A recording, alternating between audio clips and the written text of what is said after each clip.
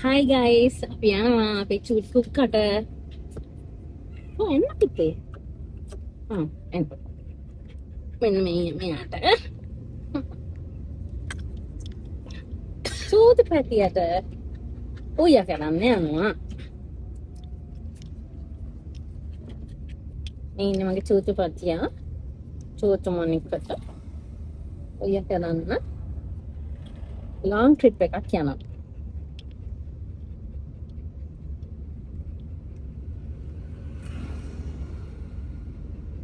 ඉතින් අපි බලමු අපේ ගමන කොහොමද කියලා. මෙයා කොහොමද යන්නේ? මෙයා කොහොමද යන්නේ? මෙයා කොහොමද යන්නේ කියලා බලමු.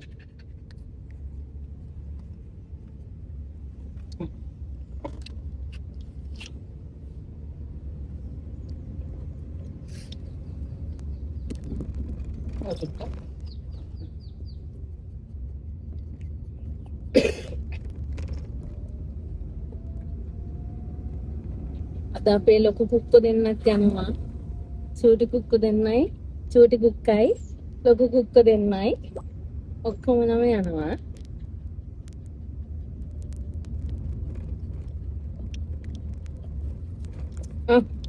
Happy Valentine's. කෑමක සුවඳ දැනෙන්න ඕනේ. මම්මි ගාව. ඔයා පේටේ එක්කන්න එපා.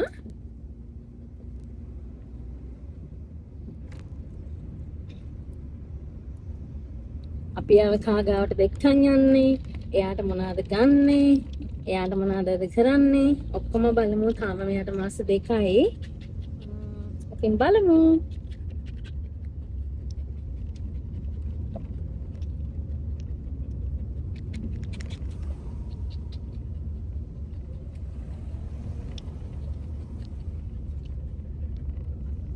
චූටි පෙඩියට හොඳ නෑ ඒවා. ඔයාට දැන් ඔයාට තමයි මේ වැලන්ටයින් ඩේ එකට ඔයාට ගන්න දෙනවා. එහෙම ඉන්න නටන්න නැතුව. ඒ වගේ මොකක්ද යන්නේ? ඔහොම ඉන්න නටන්න නැතුව. අපි සුදුනනිකට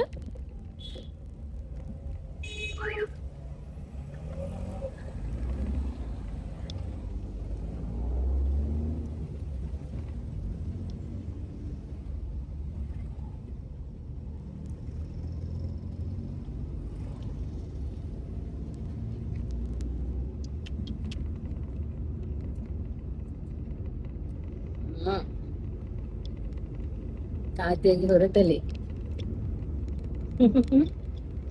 අත්තන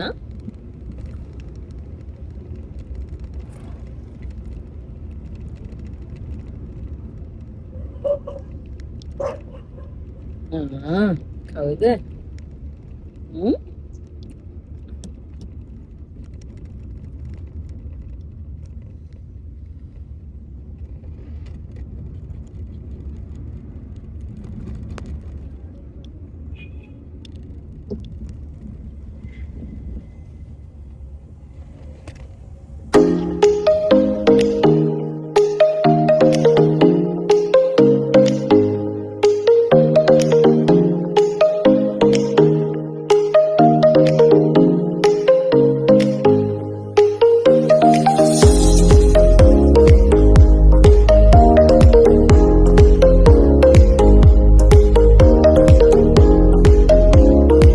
මෙහෙමයි guys, අපි මේගොල්ලෝ මෙයාලට ඉතින් මං ගාව ගොඩක් පපීස්ලා ඉන්නවානේ. පපීස්ලා එතකොට මේගොල්ලන්ගෙන් ලොකු වෙච්ච අය එහෙම ගොඩක් අය ඉන්නවා. ඒගොල්ලන්ට ඉතින් මම බෙහෙත් කරේ ගොඩක් මෙහෙන් තමයි. ආසයක් විතර පිසිනා තමයි මං වෙනම මේ 12ක් විතර තමයි පපීස්ලා හදන්නේ. කවදාවත් මට එහෙම මගේ පපීස්ලා ලේසියෙන් නැති වෙලා නැහැ. ඉතින් එක්කෙනෙක් නෙවෙයි ඒ වෛද්‍යවරයාගේ නොසැලකිලිමත්කම නිසා තමයි කියලායි මට හිතෙන්නේ. ඉතින් පපීස්ලා දෙන්නෙක්ම නැති වුණා. නැති වෙච්ච හේතුව ඒගොල්ලෝ බෙහෙත් කරේ පාවෝ කියලා. නමුත් පාවෝ නෙමෙයි තිබිලා තියෙන්නේ, තිග් ෆීවර් තිබිලා තියෙන්නේ. එතකොට මම ඒක දැනගත්තේදී අන්තිමට ඒ කියන්නේ මම ඒකට බෙහෙත් කරන්න අන්තිම ඒ කියන්නේ පපීගේ අන්තිම සිටුේෂන් එකේදී පපීව එක්කන් ගියේ ડોක්ටර් කනිෂ්ක ගාවට. ડોક્ટર කනිෂ්ක බලලා ඇහුවා ඇයි තික් ෆීවර් දීදී පාව වලට බෙහෙත් කරේ. එතකොට එයාව බේර ගන්න පුළුවන් තත්ත්වයක හිටියේ නැහැ. එයාගේ බ්ලඩ්ස් ඔක්කොම සීරෝ වෙලාම ඒ කියන්නේ අඩුවට හොඳටම නැති වෙලා තිබ්බේ. අර විදුලි මස් එහෙම හොඳටම සුදු වෙලා එහෙම ડોක්ටර් ඉතින් පුළුවන් තරම් උත්සාහ කරා. මම ගොඩක් ඒ කියන්නේ මුදල් නෙමේ මුදල් ගොඩක් වියදම් කරා. නමුත් ඒත් මට දෙන්නගේ කෙනෙක්වත් බේර ගන්න හම්බුනේ නැහැ.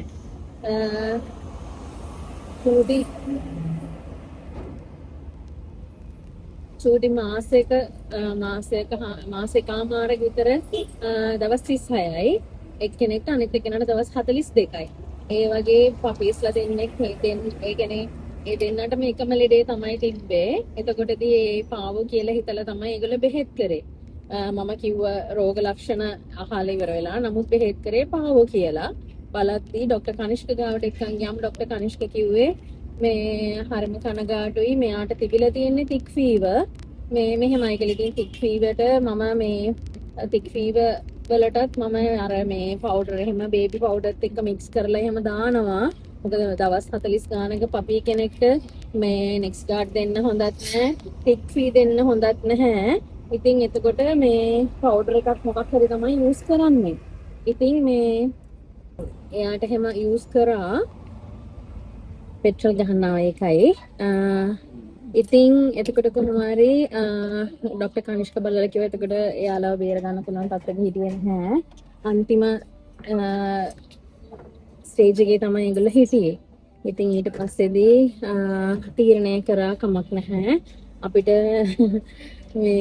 මෙහි ඉඳන් කොච්චර දුර වුණත් අපි මිනුවන්ගොඩ අපේ ડોක්ටර් කනිෂ්ක ගාවටම යනවා කියන එක. ඉතින් දැන් ඒ හින්දා මගේ හැම එක්කෙනාම එක්කගෙන යන්න තීරණය කරේ අවසානට මිනුවන්ගොඩ ડોක්ටර් කනිෂ්ක ගාවට තමයි යුනිවර්සල් වෙඩ්ස් ක්ලිනික් එකට. ඉතින් හොඳ සර්විස් එකක් දෙනවා ඇත්තටම. ගිය ගමන්ම පපීගේ මගේ බ්ලඩ්ස් චෙක් කරා.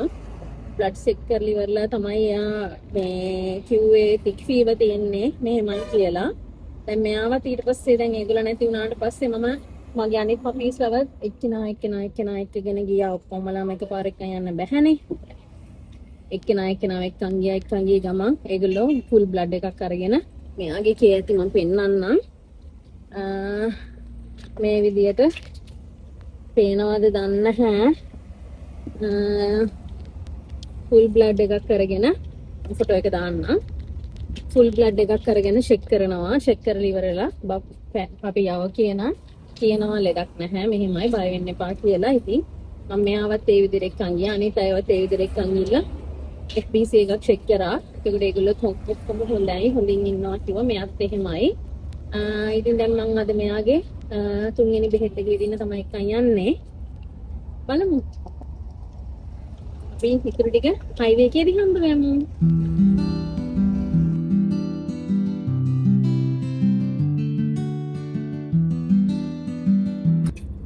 ඉතින් අපි ඔන්න හයිවේ එකට එන්ට්‍රස් වුණා. බලමු.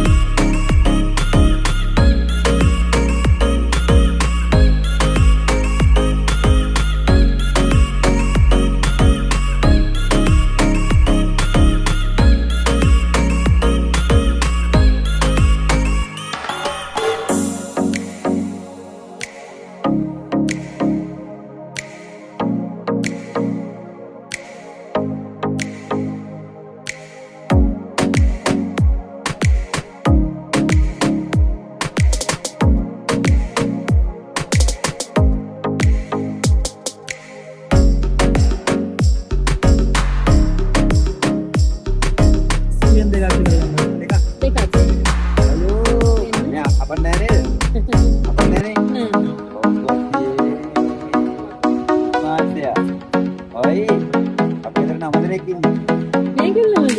මෙයාලා නේ වතත්. මම ගාවට ඉන්නවා. බලන්න පොඩි ළමයා. අය.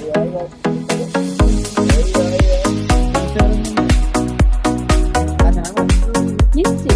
ඉස්ටි. බලන්න. ඉස්ටි. අය මනිකේ. ඔය. එයාලට එන්නාදරු. ඊයේ මිස් දෙකයිනේ. මිස්ටි දාන්නයිලු.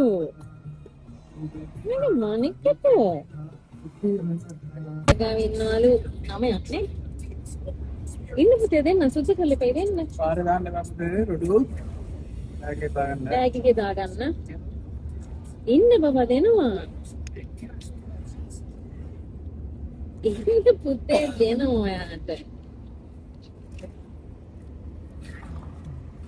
පොත්ත පිටින් දෙන්න බෑනේ පිටේ. ඕනේ. දෙනවා නේ. ඉන්න දෙන්න. මිස්ටි.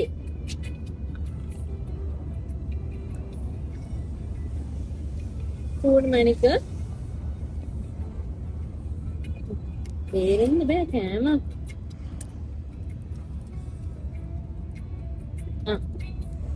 මගේ පුතාට. එන්නකෝ අම්ම දෙන්න.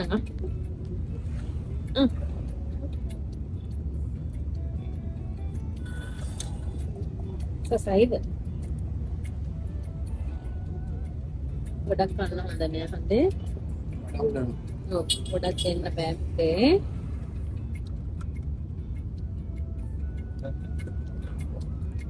තුනයි දෙන්නේ.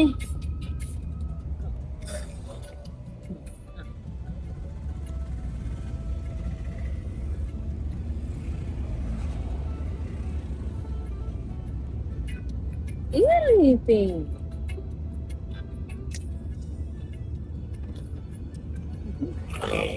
අතින් අල්ලන් කන්නේ. ආච්චි කෙනෙක් වගේ.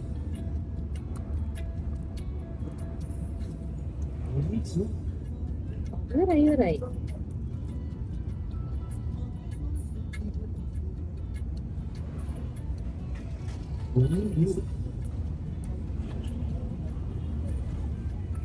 තව නෑ පුතේ තව නෑ.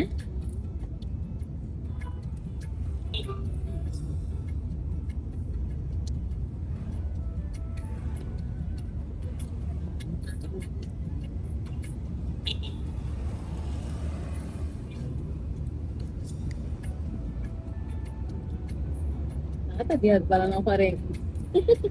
තව දෙකක් විතර දෙන්නානේ.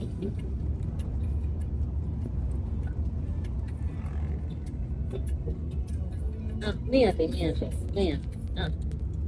පුතේ අම්මා අතේ.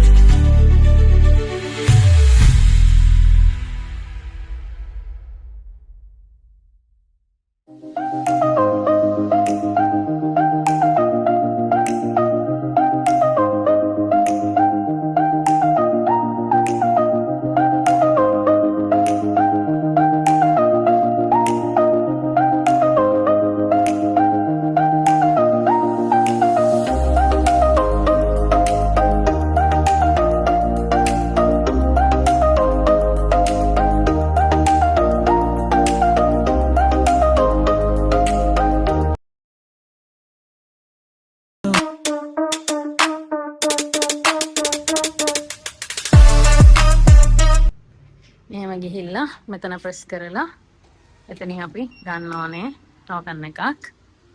දැන් යන්නේ 75. අපේ නම්බර් එක කීයද? 79. 79. Okay. හරි. අපි ඇතුළට ගිහිල්ලා හම්බෙමු.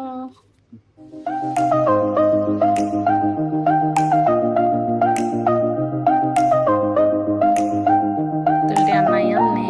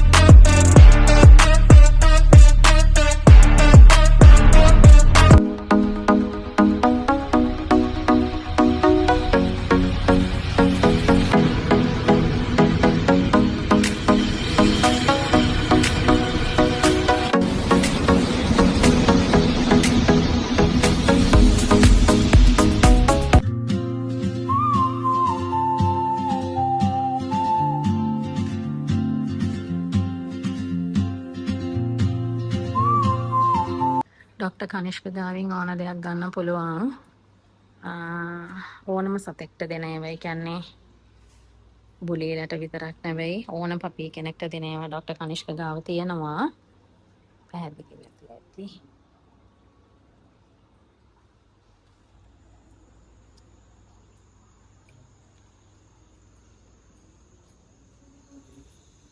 අපි අනිත් අපේ ජර්මන් ෂෙපර්ඩ්, රොට්වයිලර්, එතකොට ඩැල්මේෂන්, ෂිට්ෂු, ටෙරි හැමෝටම මෙහෙන් තමයි අයිටම්ස් ගෙනියන්නේ. ඒගොල්ලන්වත් අරන් ආවම ඒගොල්ලන්ටත් ඕනේ කැල්සියම්, විටමින් ජාති ඔක්කොම මෙහෙන් ගෙනියනවා. Shampoo, conditioner.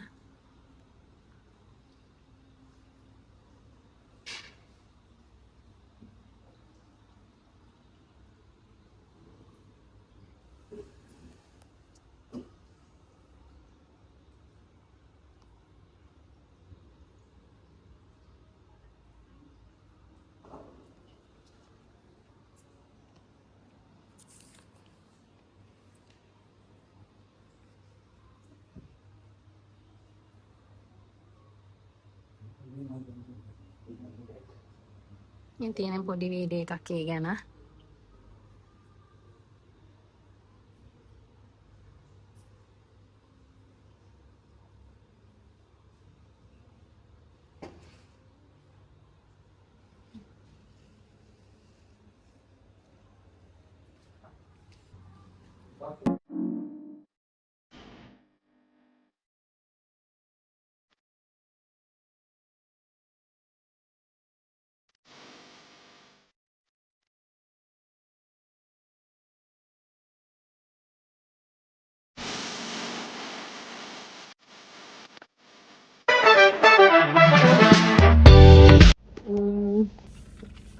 මේ තියෙන්නේ එයාට ගත්ත ඩොග් ෆුඩ් එක, මිල්ක් ෆ්ලේවර් එක. මේ ක්ලාසික් පෙට් එකේ මේ මිල්ක් ෆ්ලේවර් එක කන්න මේගොල්ලෝ හරි ආසයි. අනිත් අයට නම් දෙන්නේ මේ රොයල් කැනින් එකෙන් ගහන එක. මේක තමයි මෙයා කන්න කැමති. මේක ඉතින් ඉවර වෙන්න අපි අරගෙන දෙනවා කීල්ස් එකෙන්. කීල්ස් එකේ මේකේ පොඩි එක තමයි තියෙන්නේ.